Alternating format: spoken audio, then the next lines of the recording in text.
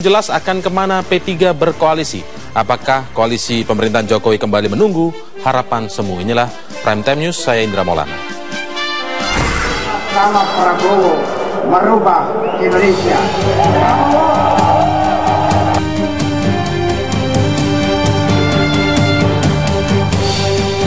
Kita sedang berjuang, tapi ketua umum kita tiba-tiba menyerahkan lehernya kepada partai lain. Dengan menetapkan SDA selaku Menteri Agama sebagai tersangka. 36 pengurus harian DPP menyetujui beliau diberhentikan.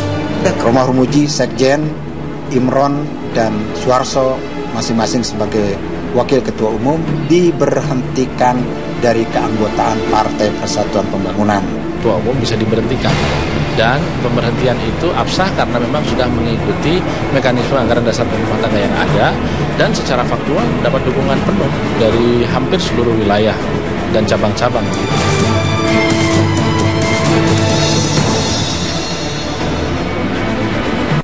Dewan Pimpinan Pusat Partai Persatuan Pembangunan secara aklamasi akhirnya menunjuk Romahur Muzi atau Romi sebagai Ketua Umum baru P3. Muktamar ke-8 Partai Persatuan Pembangunan akhirnya menunjuk Sekjen P3 Romahur Muzi sebagai Ketua Umum. Romi terpilih menjadi Ketua Umum secara aklamasi. Tidak sampai 2 jam setelah sidang dimulai, nama Romahur Muzi langsung ditetapkan sebagai Ketua Umum yang baru. P3 kubu Surya Dharma Ali sampai kini belum merespon hasil Muktamar P3 ke-8 di Surabaya. Meski demikian, hasil Muktamar P3 dianggap sah karena forum telah memenuhi quorum, yakni dihadiri 26 dari 33 Dewan Pimpinan Wilayah atau DPW P3 se-Indonesia.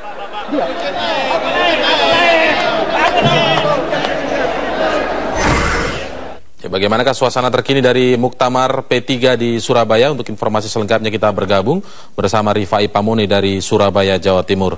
Rifai, Ketua Umum sudah terpilih, kini apa yang tengah dibahas dalam Muktamar?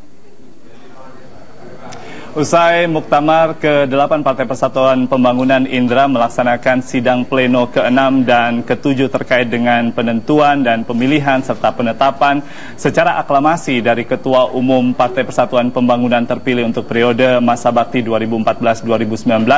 Sidang-sidang masuk dalam sidang komisi untuk membahas terkait dengan perubahan anggaran dasar dan anggaran rumah tangga Partai Persatuan Pembangunan yang secara terkonsolidasi telah dilakukan sejak beberapa saat yang lalu dan saat ini tengah diflorkan kepada kader atau peserta Muktamar dari Partai Persatuan Pembangunan di Surabaya yang hingga hari kedua ini, Kamis 16 Oktober 2014, masih terus dipenuhi antusiasme dari kader dari seluruh Indonesia. 26 DPW dan lebih dari 400 DPC Partai Persatuan Pembangunan masih berkumpul di Kota Pahlawan, Kota Surabaya. Dan terkait dengan aklamasi yang telah dilakukan untuk menetapkan Romahur Muzi yang sebelumnya menjadi Sekjen Partai Persatuan Pembangunan dan saat ini secara aklamasi telah disahkan, diketok palunya oleh pimpinan sidang pada saat itu Waketum P3 Suharso Monoarfa sebagai Ketua Umum Partai Persatuan Pembangunan terpilih 2014-2019. Kita akan coba menanyakan bagaimana perasaannya saat ini. Bang Romi telah hadir bersama saya. Bang Romi, bagaimana perasaannya ditunjuk sebagai Ketua Umum? Apakah ini sudah diprediksi atau kemarin kami bertanya Anda siap saja sebagai prajurit partai? Gitu? Ya, tentu pertama adalah menyikapinya sebagai amanah. Karena kalau kita menyikapinya sebagai amanah, tentu ke depan menjadi terasa lebih ringan dan mudah. Dan karena ini amanah, tentu kita tidak akan dibiarkan sendiri oleh muktamirin. Teraklamasikannya pemilihan Ketua Umum, Ketua Formatur sekaligus anggota-anggota Formatur itu juga memberikan kesan yang jelas kepada publik bahwa kader-kader kita lelah dengan pertikaian, kader-kader kita lelah dengan perbedaan. Karenanya kemudian jadilah P3 yang satu, dan satu itu dimulai dari Surabaya. Dimulai dari Surabaya. Betul. Kemudian yang kedua adalah kita ingin memberikan pesan yang tegas kepada publik bahwa Muktamar Surabaya ini adalah satu-satunya Muktamar ke-8 P3 yang akan menjadi awal dari kebangkitan P3 di masa yang akan datang. Dan yang ketiga, kita juga ingin memberikan kesan yang tegas kepada publik bahwa Muktamar ini juga merupakan momentum P3 membaca politik nasional 5 tahun ke depan. Setelah kita kemarin tidak berhasil mendapatkan pimpinan MPR dalam 41 tahun sejarah P3 yang menjadikan untuk pertama kalinya kita tidak duduk di pimpinan lembaga negara, adalah tugas dari DPP partai berikutnya untuk memastikan agar P3 tetap berpartisipasi secara proaktif di dalam proses pembangunan, mengawal program-program kerakyatan dan keumatan ini dengan berada di jabatan-jabatan publik yang memang di situ kita butuhkan untuk mengaktualisasikan nilai-nilai perjuangan partai. Oke, sedikit memberikan sinyal ini terkait dengan kebijakan, tetapi saya belum mau masuk ke sana karena nanti akan ada segmen sendiri berbicara tentang arah koalisi ini atau mendukung siapa di sana. Tetapi menarik berkiblat terkait dengan tugas dan PR besar yang Anda emban bersama dengan formatur nanti yang akan disusun kelengkapan Dewan Pimpinan Pusat. Apa sebenarnya yang menjadi mimpi besar? Kita melihat temanya meneguhkan kitab perjuangan dan ketaatan berkonstitusi dari P3. Tidak ada lagi ke depan pimpinan partai yang meletakkan dirinya di atas konstitusi. Dan karenanya semangat perubahan anggaran dasar yang kita ciptakan adalah semangat kolektivitas, semangat kolegialitas, kebersamaan. Karena tangan Allah itu bersama jamaah, begitu, sehingga dia akan menjadikan partai ini kuat, menjadikan partai ini hebat, dan akan mengantarkan P3 menjadi 2 digit pada 2019 yang akan datang.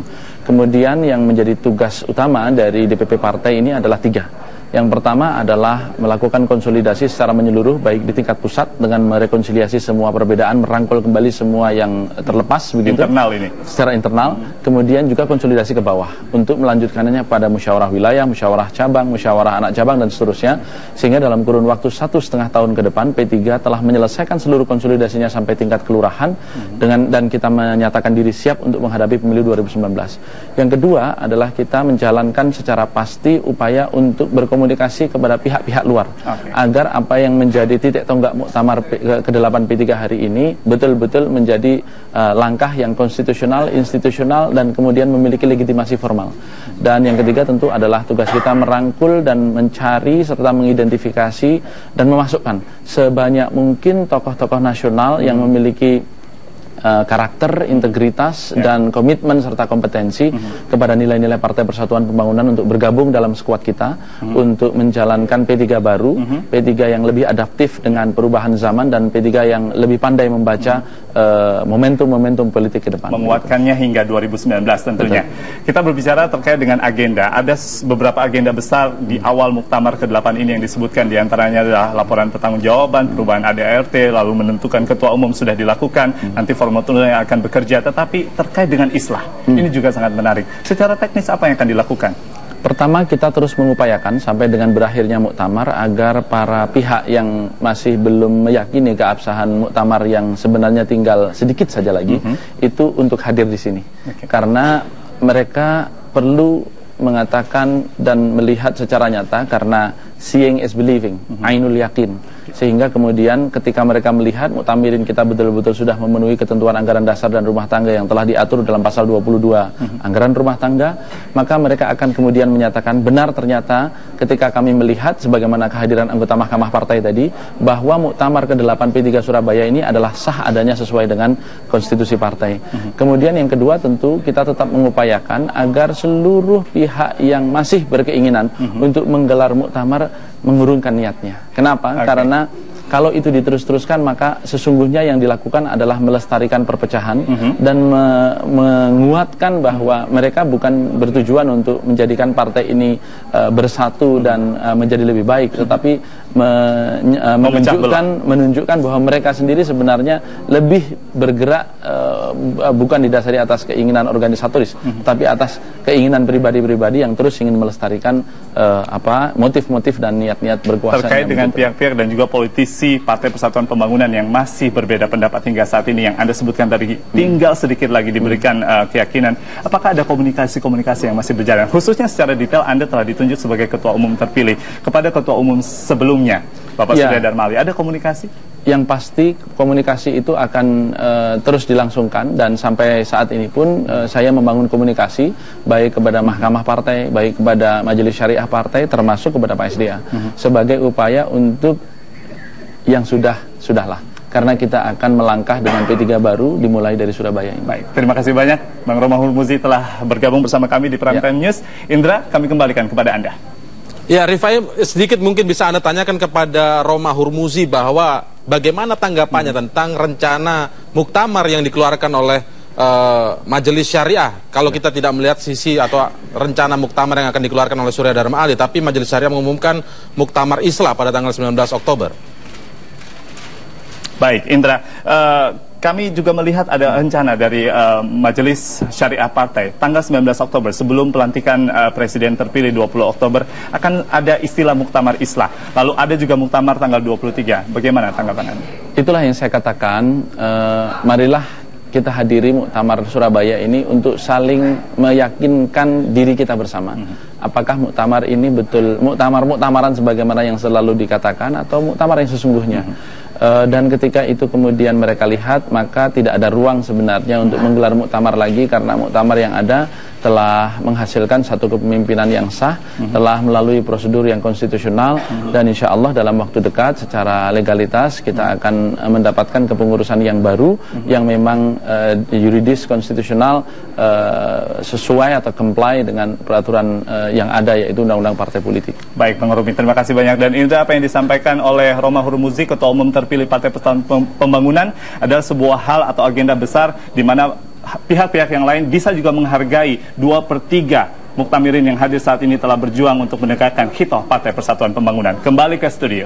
Baik, terima kasih Rifai. Apakah ini artinya kemudian bahwa Romah Hurmuzi mengesampingkan tokoh dari P3 seperti Kiai Haji Maimun Zubair dan juga Surya Dharma Ali? Nanti kita akan membahasnya di segmen dialog. Terima kasih Rifai, dan pemirsa tetaplah bersama kami karena di segmen selanjutnya kami akan membahas bahwa Surya Dharma Ali masih mengatakan atau masih berkukuh bahwa muktamar.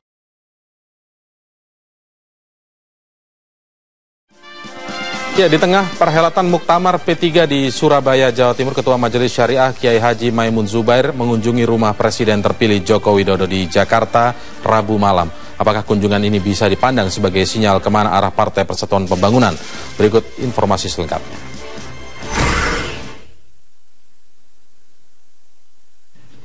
Kiai karismatik yang juga Ketua Majelis Syariah Partai Persatuan Pembangunan Maimun Zubair mengunjungi rumah Presiden terpilih Joko Widodo di Jakarta Rabu malam.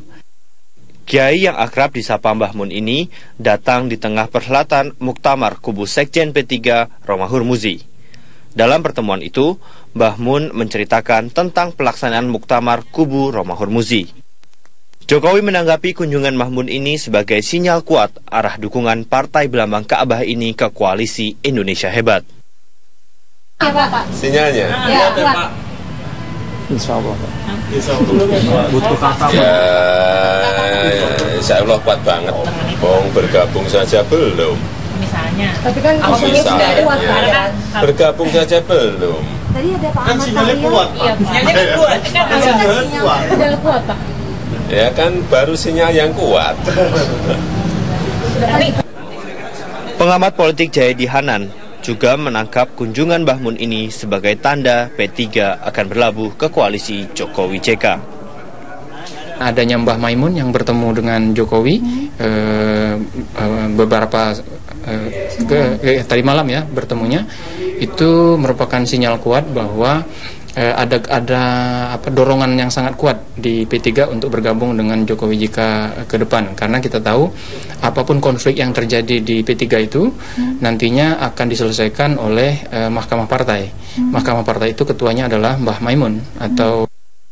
Sebelumnya, Mbah Mun juga menggelar rapat konsultasi yang dihadiri pimpinan Majelis Syariah di Tangerang, Banten. Rapat tersebut menghasilkan 6 poin keputusan. Di antaranya, sebisa mungkin mengutamakan islah antar kubu yang berseteru dan merestui muktamar yang diadakan sebelum pelantikan Presiden tanggal 20 Oktober.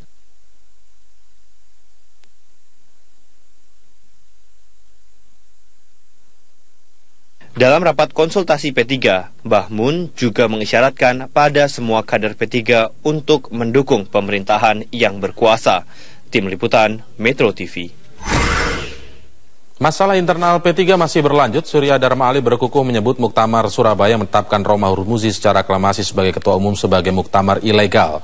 Masih belum jelas akan kemana P3 berkoalisi. Apakah koalisi Jokowi masih mendapat harapan semu? Kami akan mengulasnya kali ini dengan Emron Pakapi, Wakil Ketua Umum P3, dan Gun-Gun Herianto, analis politik. Selamat malam Pak Gun-Gun. Selamat malam Mas. Pak Emron, saya sapa yang bergabung dari Surabaya, Jawa Timur. Selamat malam. Assalamualaikum Pak Emron.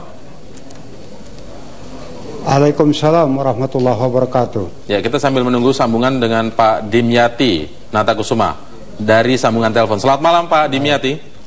Assalamualaikum. Waalaikumsalam Pak Dimyati. Kami tunggu kehadiran Pak Dimyati di studio. Tapi saya akan ke Pak Emron terlebih dahulu. Pak Emron, kalau kita simak apa yang disampaikan oleh Surya Dharma Ali, tetap berkukuh rupanya sampai hari ini bahwa muktamar di Surabaya adalah muktamar yang ilegal. Bahkan ditambahi begitu kalimatnya. Yang terlibat dalam muktamar di Surabaya ini harus dihukum. Tanggapan Anda seperti apa Pak Emron?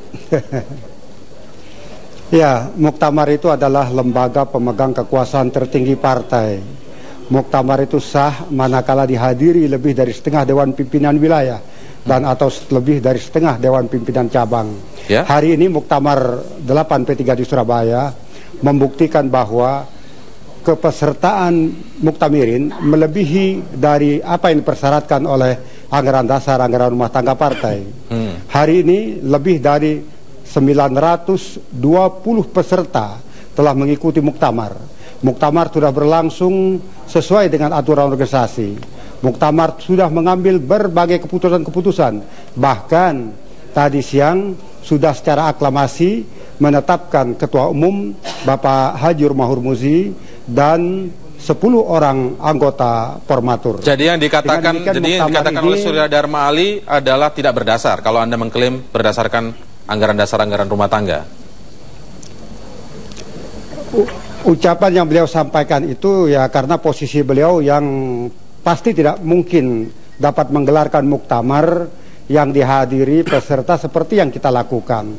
Karena beliau kehilangan legitimasinya sebagai pemimpin. Hari ini kami membuktikan 26 Dewan Pimpinan Wilayah utuh mengikuti muktamar. Oke, artinya sudah memenuhi syarat begitu ya? 35 Dewan Pimpinan Cabang utuh mengikuti muktamar. Baik, saya minta tanggapan ke Pak Dimyati. Sudah diikuti oleh 26 DPW Pak Dimyati. Artinya sudah memenuhi syarat dalam ADART. Ya biarpun diikuti oleh semua, kalau prosesnya salah, ya salah. Coba saja dilihat pasal 23 anggaran rumah tangga. Di sana menyatakan rancangan materi muktamar saja disiapkan oleh pengurus harian paling selambat-lambatnya itu 1 bulan sebelum muktamar berlangsung. Pasal 23 Pak ya? Ya anggaran rumah tangga. Saya tidak tahu ya cara berpikirnya, mekanisme juga kerja penanggung jawab umum itu adalah ketua umum. Maka 1 bulan setelah pelantikan ya? Harusnya. Pasal 8 coba dilihat ayat 1. Itu di sana jelas ketua umum adalah penanggung jawab umum termasuk diantaranya muktamar. Di pasal 51 tentang muktamar, muktamar itu diselenggarakan selambat-lambatnya 1 tahun setelah terbentuknya pemerintahan baru hasil pemilu 1 tahun dan wakil presiden, kan sudah jelas di anggaran dasar pasal 5. Jadi saya kembali ke Pak Emron dulu. Pak Emron, ini dijawab dengan pasal-pasal dalam ART ini Pak. Anda tadi cuma menyebutkan 1 pasal.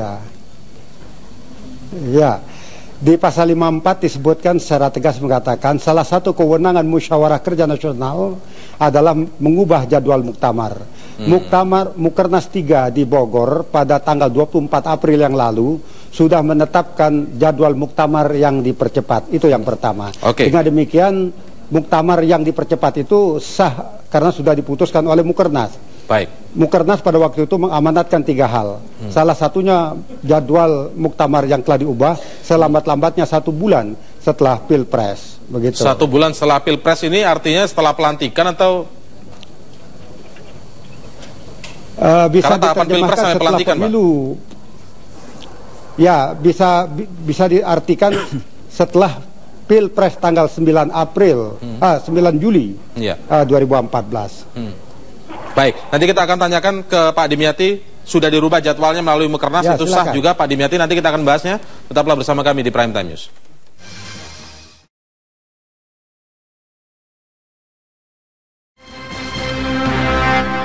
Ya, di tengah perseteruan antara kubu Romah Hurmuzi dan juga Surya Dharma Ali, ternyata hadir juga rapat konsultasi pimpinan majelis yang dipimpin oleh Kiai Haji Maimun Zubair, bahwa dan juga menghasilkan 6 butir kesepakatan. Kami akan tunjukkan kepada Anda pemirsa 6 butir kesepakatan hasil dari rapat pimpinan majelis. Semua pihak harus taat dan patuh pada putusan Mahkamah Partai. Pimpinan majelis akan berupaya mewujudkan islah kedua pihak yang berselisih. Di poin selanjutnya, Kita lihat muktamar ke-8 adalah muktamar Islah yang mencerminkan semangat persatuan, persaudaraan dan mengedepankan keutuhan partai.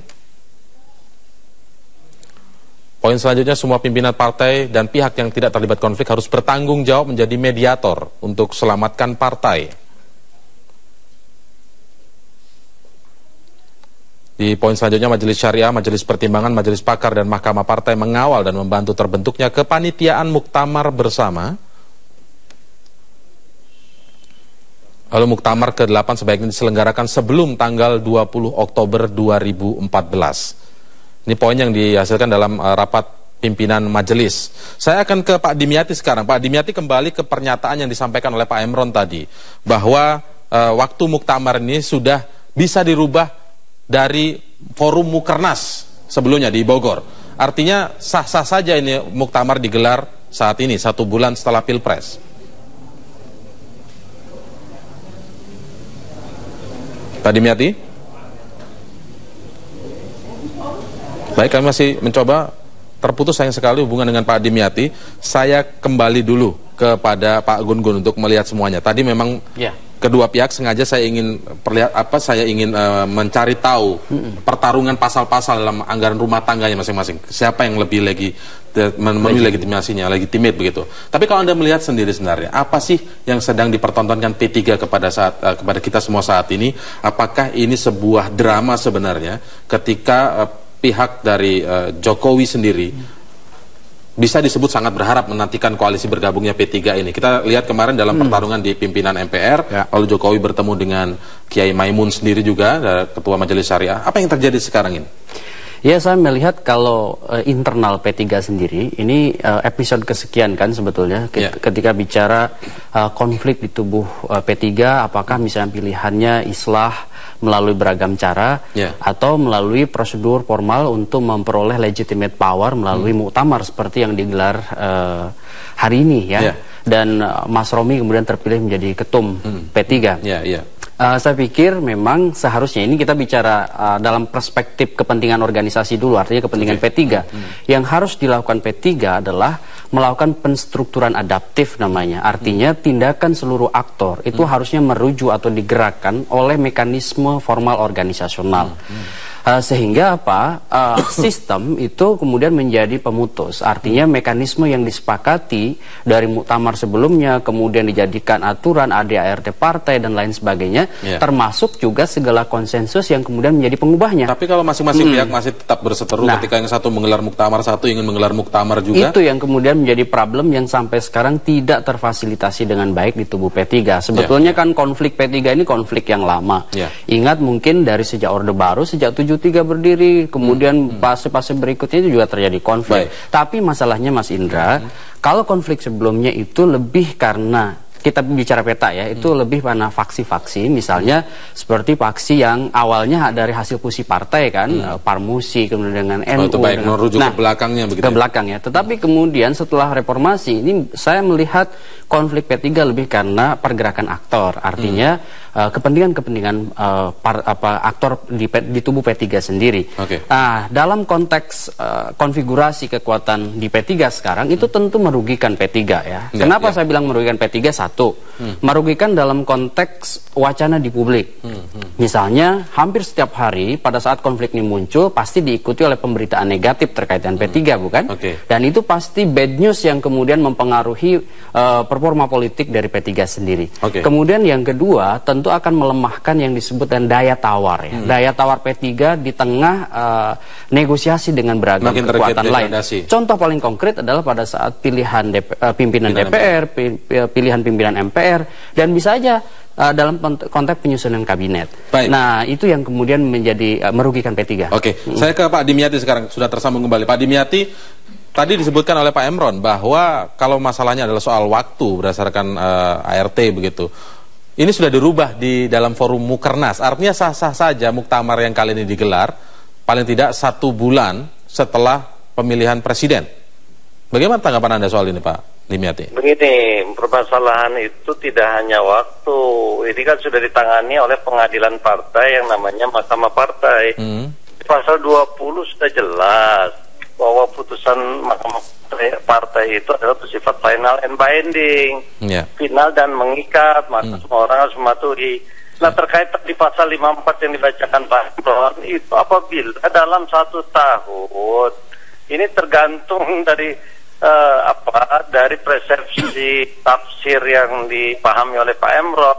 1 tahun setelah pemerintahan baru itu paling lambat itu dari tanggal 20 Oktober 2014 sampai 20 Oktober 2015. Apabila muktamar ditetapkan misalnya tanggal 20 November, tiba-tiba ingin dirubah, nah melalui Mukernas itu perubahannya menjadi 20 Februari. Jadi Mukernas tidak bisa menjadi pembenaran begitu ya? Iya Bu, ini mutatis mutandis, jadi dengan sendirinya harus jelas. Terus juga ada putusan Majelis Syariah. Ya.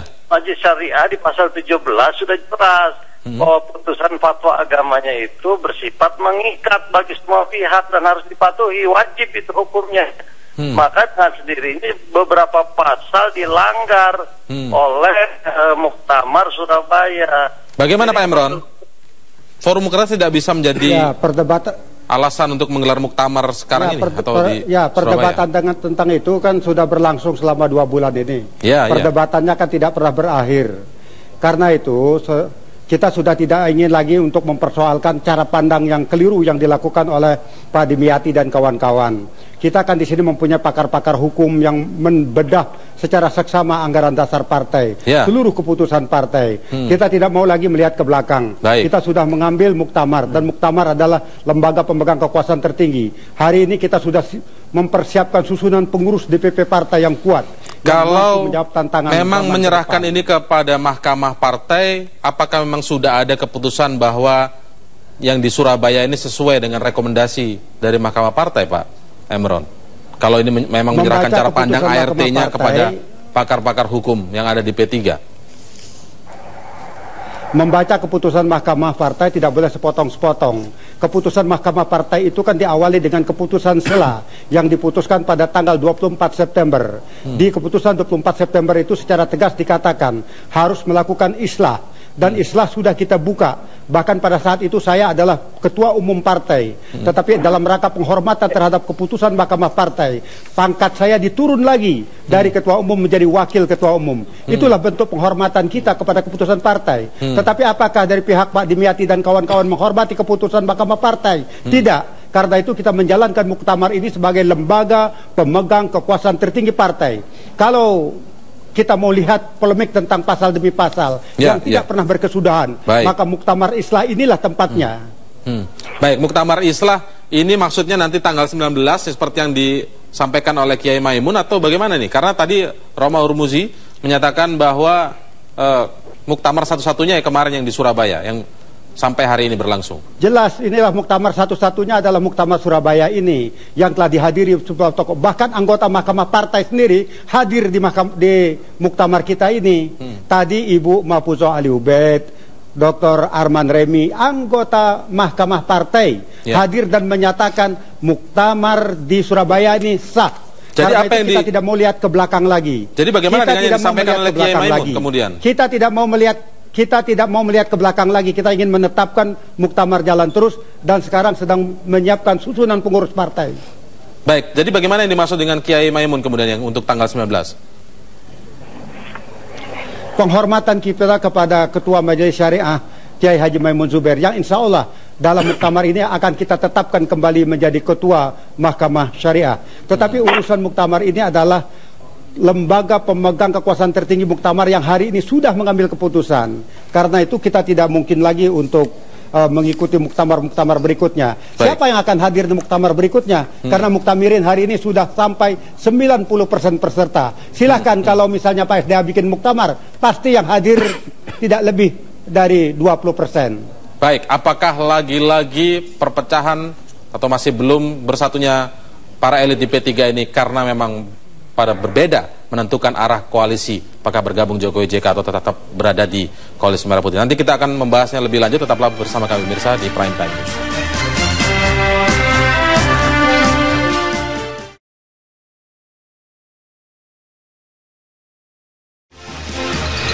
Baik, kalau berpegang pada anggaran rumah tangga, lalu kenapa kira-kira Pak Dimyati bahwa Pak SDA sendiri juga berencana akan menggelar muktamar tanggal 23 Oktober? Ya memang rencananya Pak SDA akan menyelenggarakan muktamar karena amanat dalam ADART menyatakan 1 tahun setelah pemerintahan baru selambat-lambatnya maka harus diselenggarakan muktamar. Pak SDA ingin segera selesai. Tidak menjadi ketua umum lagi dengan cara mempertanggungjawabkan pertanggungjawaban ketua umum. Selambat-lambatnya itu 1 tahun setelah terbentuknya pemerintahan baru, artinya dimulai tanggal 23 Oktober tahun ini bisa, tanggal 15 Oktober bisa atau bagaimana? Tanggal 20 Oktober itu adalah pelantikan presiden dan wakil presiden. Itulah tongkat baru, eksekutif baru, pemerintahan baru berjalan. Maka dengan sendirinya setelah tanggal 20 kan masih ada waktu 23 lah diambil. Tapi Pak SDA menghormati keputusan Mahkamah Partai, menghormati putusan walaupun berat hati, putusan Majelis Syariah, maka mengikuti, menyerahkan kepada taat dan patuh kepada putusan Mahkamah Partai dan putusan Majelis Syariah. Silakan. Jadi tonggaknya 20 ketika pemerintahan baru terbentuk, itu intinya ya, pelantikan itu ya garisnya ya. Nah, itu kan keinginan Pak SDA. Tapi begitu Mahkamah Partai memutuskan harus islah dengan suratnya nomor 49, yaitu di butir 5 di mana dinyatakan bahwa muktamar 8 Partai Persatuan Pembangunan harus diselenggarakan oleh DPP Partai Persatuan Pembangunan yang ditandatangani undangannya oleh Ketua Umum Surya Dharma Ali dan sekjennya Romi. Apabila tidak dilaksanakan dalam waktu 7 hari setelah dibacakan putusan Mahkamah Partai ini, maka Majelis Syariah mengambil alih tugas dan tanggung jawab pengurus harian DPP.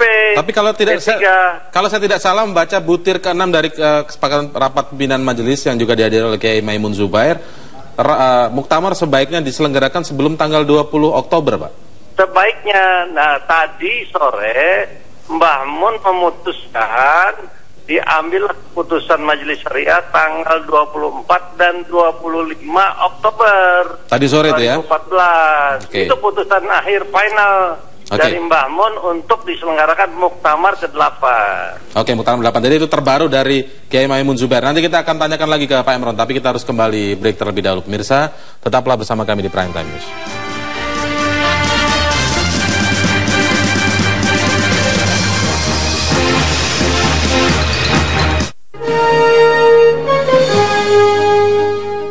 Didukung oleh A Kick of Perfect White Coffee. Coba deh, ini white coffee yang sebenarnya. Iwan Fals, musisi legendaris Indonesia seperti Iwan. Top Coffee, berani dan kritis. Top Coffee, pilihan Indonesia dengan aroma dan rasa yang kuat. Top Coffee, berani membongkar kebiasaan lama. Seteguk Top Coffee menjadi inspirasi bagimu. Top Coffee, milik kita, pilihan Indonesia.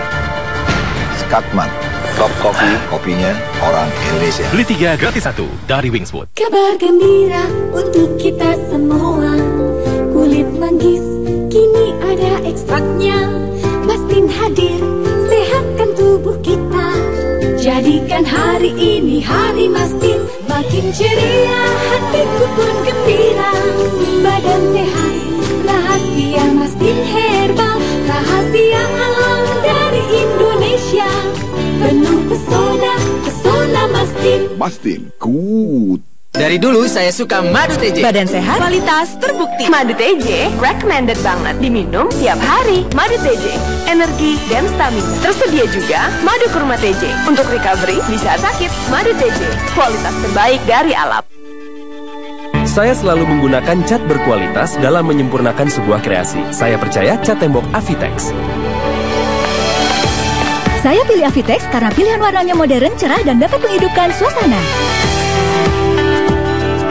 Avitex, cat berkualitas dengan harga yang pas. Saya suka cat tembok Avitex karena cepat menutup dengan sempurna. Yang kita perlukan adalah rumah indah dengan warna tahan lama. Kita percaya pada Avitex. Avitex.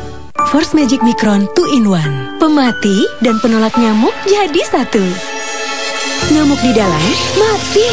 Dan dengan aroma bunga-bunga, menolak nyamuk sepanjang malam. Force Magic Micron 2 in 1. Cuma ion. Kok masih panas? Gerah. Ion saja yang masih panas. Minum Coolant dengan ion dan penyejuk. Coolant melancarkan sirkulasi tubuh. Panas turun. Coolant baru, ion dan penyejuk. Saya Foster Huntington. Saya berkeliling Indonesia dan bertanya, apa satu hal terpenting bagi Anda? Saya Edwin, konsultan komunikasi yang bekerja untuk kemajuan masyarakat daerah. Saya melakukan perjalanan ke seluruh Indonesia. Di setiap daerah, saya harus memastikan saya terlindungi asuransi dengan akses online yang mudah. Satu hal terpenting untuk saya, kemudahan akses. Allianz peduli dengan hal terpenting Anda. Berpengalaman lebih dari 120 tahun, solusi asuransi dari A sampai Z.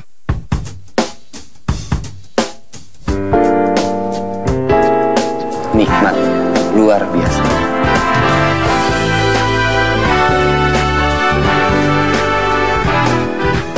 Ais luwak Arabica, kuat rasa kopinya.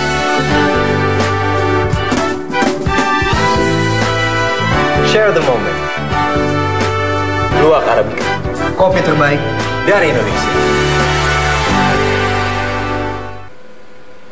Bagus. Naik lagi. Kiri lagi. Ya. Hah?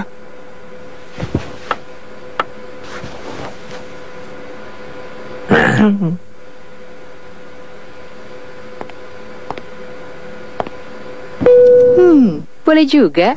Lebih menarik lagi terbang langsung ke tujuan wisata di penjuru Asia.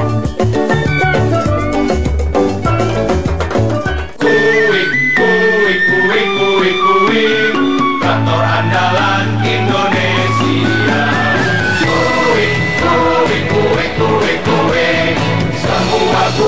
Semua hebat. Kembali ke pasar tradisional dalam B News malam ini. Didukung oleh A kick of perfect white coffee. Coba deh, ini white coffee yang sebenarnya. Baik, saya sekarang ke Pak Imron terlebih dahulu. Pak Imron, tadi ada informasi terbaru bahwa Kiai Maimun Zubair sudah menyatakan muktamar digelar tanggal 24 dan sampai dengan 25 Oktober. Nah, kalau kemudian kita melihat muktamar yang digelar oleh kubu Romahur Muzi begitu di Surabaya, apakah ini seperti yang disampaikan atau dituding oleh Surya Dharma Ali bahwa muktamar di Surabaya ini hanya mengejar jabatan di kabinet Jokowi? Ya, bagi kita perdebatan tentang anggaran dasar sudah selesai. Perdebatan tentang jadwal muktamar sudah selesai. Kita sudah menyelenggarakan muktamar, dihadiri 80% Dewan Pimpinan Wilayah, Dewan Pimpinan Cabang seluruh Indonesia. Kita tidak mau lagi menoleh ke belakang. Kita sedang mempersiapkan P3 lebih baik ke depan. Kita sedang mempersiapkan P3 yang mampu menjawab tantangan zaman. Kita sudah tidak terikat lagi dengan DPP partai di bawah kepemimpinan Bapak Surya Dharma Ali. Semua sudah selesai. Yang menyelenggarakan muktamar adalah Dewan Pimpinan Pusat, bukan pribadi Ketua Umum. Tidak ada satupun perintah anggaran dasar yang menyatakan Ketua Umum yang harus menyelenggarakan muktamar. Tidak. Yang ada adalah Dewan Pimpinan Pusat Partai. Semua sudah kita lakukan sesuai dengan mekanisme yang berlaku. Apabila Ketua Umum berhalangan, maka ada Wakil Ketua Umum. Kita sudah memberi ruang yang cukup untuk berislah. Seluruh baleho di kota Surabaya ini adalah muktamar islah. Gambar-gambar Pak Surya Dharma bertebaran seluruh di kota Surabaya ini. Luar biasa. Karena kita ingin islah, tetapi tidak ada respon dari sana. Karena itu kita jalan terus.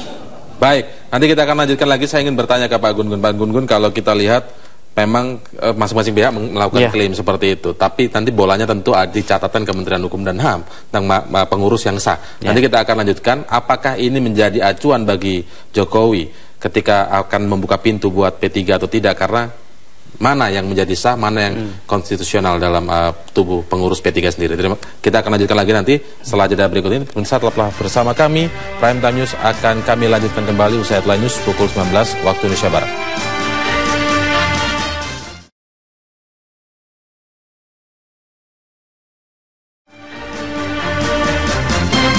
Baik, kita akan kembali membahas dialog dalam Prime Time News kali ini. Saya ingin tanya ke Pak Gun-Gun, begitu Pak Gun-Gun, kalau kita lihat apakah sebenarnya yang terjadi di P3 ini juga merupakan satu pihak menyatakan muktamar Surabaya ilegal, satu pihak menyatakan ini muktamar satu-satunya. Apakah ini sebenarnya muaranya adalah soal kemana arah koalisi? Surya Dharma Ali apakah tidak ingin membawa P3 bergabung dengan koalisi Jokowi, ataukah kemudian Romi justru ingin membawa P3 ke koalisi Jokowi? Tapi kalau kita lihat satu hal begitu di saat pemilihan pimpinan MPR, kita lihat semuanya itu dua pihak, para pihak ini suara bulat mengikuti paket koalisi Indonesia Hebat, dalam hal ini adalah koalisi Jokowi. Ini sebenarnya soal koalisi kah atau bukan soal koalisi sebenarnya? Saya melihat ini kan kalau kita posisikan sangat terkait sebenarnya dengan dinamika Pilpres dan pasca Pilpres. Jadi kita bisa melihat konfliknya sejak SDA bisa memproklamirkan lah dalam tanda petik waktu sama-sama mendukung Pak Prabowo di salah satu kampanyenya, itu kan kemudian bergulir. Berarti kan hubungan antar aktor di P3 itu menjadi tidak terkoordinir gitu dalam konteks mekanisme organisasional ketika ada agenda Pilpres dan tentu aktivitas pasca Pilpres. Jadi masih terkait dengan koalisi? Saya melihat positioning koalisi, kemudian positioning merapat dengan siapa, misalnya apakah dengan koalisi Merah Putih atau koalisi Indonesia Hebat, koalisi Prabowo atau koalisi Jokowi, itu yang kemudian menjadi faktor determinan dalam konflik di P3 sekarang. Tapi melihat kecenderungannya dari misalnya hadir di Rakernas, kemudian ada posisi marginalisasi P3 di pilihan DPR dan MPR, itu kecenderungannya tentu P3 melihat dan membaca benefit yang paling menguntungkan bagi P3 sekarang tentu adalah semakin merapat dengan Jokowi.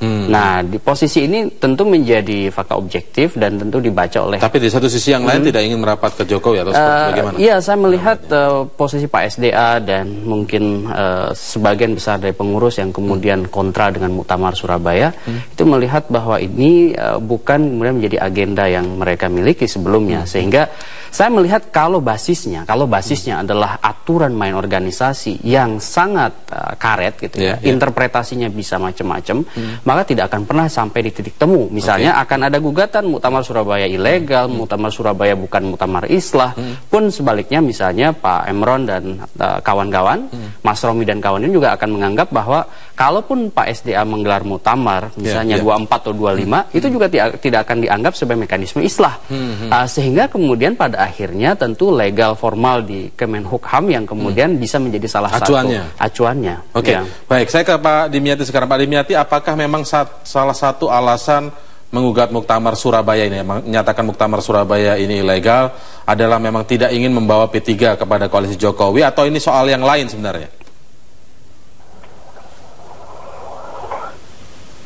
Halo, Pak Dimyati? Halo, iya.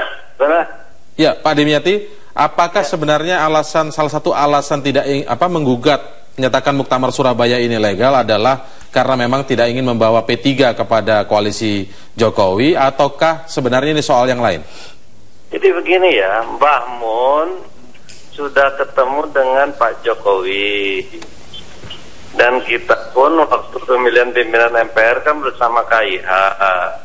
Siapa juga yang alergi dengan koalisi?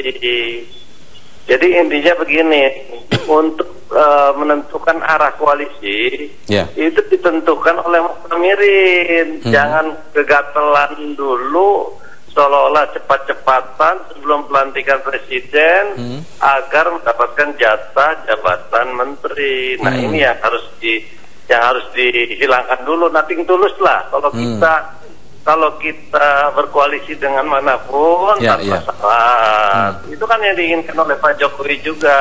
Kalau muktamirin nanti di arena muktamar tanggal 24, 25 yang sudah ditetapkan oleh Majelis Syariah, maka nanti arah koalisi saya yakin ada perubahan-perubahan. Baik. Nah, karena apa? Karena saya yakin teman-teman juga akan melihat manfaat maslahatnya bersama pemerintah atau manfaat maslahat dengan penyeimbang, lebih banyak mana dia akan dihitung. Baik. Kepentingan agama, umat, dan kepentingan bangsa dan negara. Pak Emron, kalau memang kemudian Kiai Maimun sendiri sudah bertemu dengan Joko Widodo, lalu apa sebenarnya menjadi problem atau masalah Kenapa kemudian harus duluan muktamar, kemudian ada muktamar lagi yang lain? Kenapa tidak menjadi satu kalau memang arahnya akan merapat kepada kubu Jokowi? Ya, muktamar satu yang kita harapkan itu ya muktamar Surabaya ini. Karena sejak awal kita sudah sesuai dengan keputusan Mahkamah Partai. Mahkamah Partai itu kan keputusannya kan tanggal 11. Tanggal 11 sudah ada kita terima, tanggal 12 kita sudah rapat pleno DPP.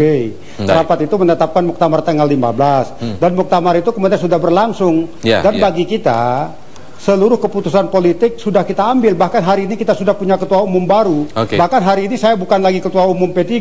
Saya sekarang hanya anggota formatur yang sebentar lagi akan rapat bersama ketua umum terpilih menetapkan susunan pengurus partai. Lalu di ruangan terpisah ini sekarang sedang ada rapat pleno DPP, rapat paripurna yang membahas tentang anggaran dasar partai di Komisi A, kemudian tentang program perjuangan partai di Komisi B, dan sekarang juga ada rapat komisi khusus tentang pernyataan politik di Komisi C. Di pernyataan politik inilah nanti mau dibawa kemana partai kita ini. Apakah tetap di merah putih seperti PSDA sekian lama itu, atau sejak tanggal 7 Oktober. Sejak 7 Oktober kita sudah di Indonesia Hebat. Karena itu muktamar itu kita kemarin dihadiri teman-teman dari sejumlah tokoh Indonesia Hebat. Anda lihat sendiri, semua perwakilan partai-partai Indonesia Hebat hadir di muktamar ini. Baik. Terima kasih Pak Emron Pakapi dan juga terima kasih kepada Pak Dimyati, Pak Gun-Gun. Nanti kita akan lihat bagaimana perkembangan ke depan, karena yang pasti Jokowi akan mencari standing legal yang aman begitu ya.